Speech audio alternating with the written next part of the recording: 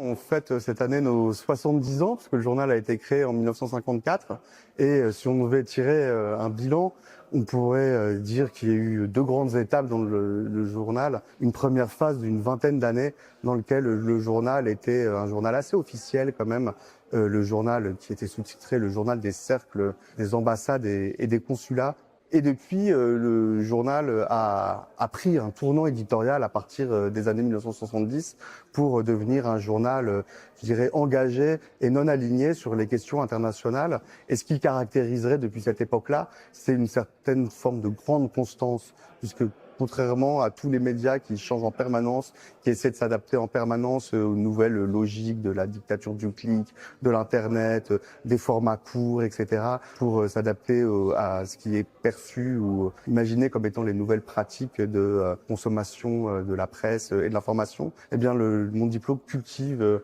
une forme de constance avec des articles longs, là où tout le monde essaie de faire plus court, avec des articles qui parlent d'international, là où la plupart des autres journaux parlent de plus en plus de sujets purement nationaux, avec des articles qui, sur l'international, s'intéressent à des pays dont on parle pas beaucoup. Et tout ça, eh bien, le Diplo, 70 ans après son existence, continue à le faire quand même, c'est parfois un petit peu ramé à contre-courant.